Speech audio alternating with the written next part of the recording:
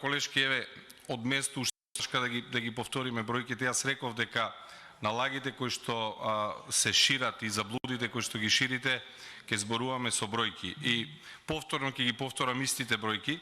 Во период од 2006 до 2016 година просечна нето плата по вработен е зголемена за 65,3%. Или, затоа што многу сакате да зборувате во номинални вредности, од 13.518 денари на 22.342 денари. Или за 131 месец раст од 66,3%, додека во тековната влада за 52 месеци имате раст на просечна нето плата од 27,8%, што изразено по години е 0,5%. А ако сакате номиналната плата да ја претвориме во вредности, 2016 кога Заев одеше по државата и ветуваше живот за сите, просечна цена на леп, век на леп беше од 17 до 20 денари. Сега просечна век на леп чини од 50 до 65 денари, па и повисоко, ама еве да земеме дека е 65 денари. Односно, ако ги погледнете статистичките податоци од Народна банка, ќе видите дека со просечната плата 2016 се купувале 460 килограми леп, претворено во килограми. Денеска 380. 80 килограми леп помалку.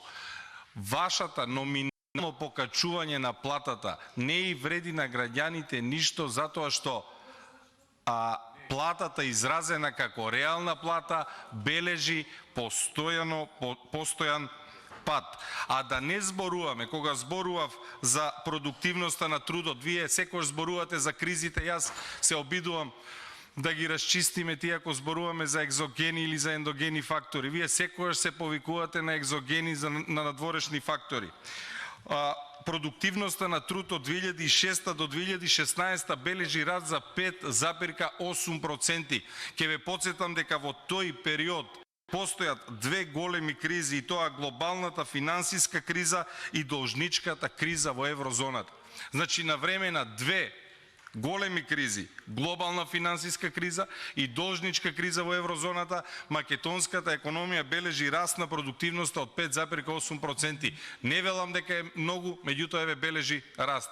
Од 2016 до сега имате најмалку пат на продуктивноста на труд од минус 7,6%. А ако сакате да зборуваме за економија, во сите економски модели, и тоа економски модели за ендоген раст, односно за раст кој што треба да биде индуциран од мерки и политики кои што се преземаат во државата, ќе каже дека инвестиции во човечки капитал, инвестиции во иновации и инвестиции во знаење можат перманентно да генерираат економски раст.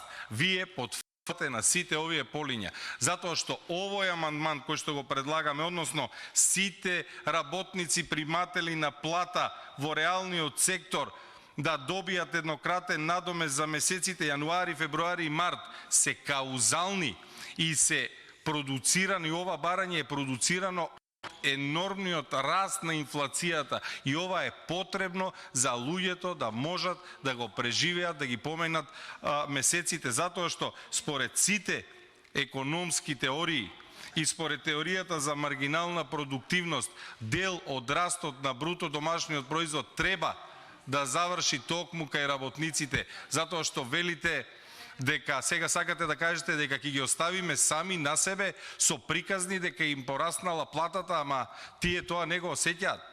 Ставете се во една обратна улога во која што ние велиме дека собранието е највисок представник на граѓаните.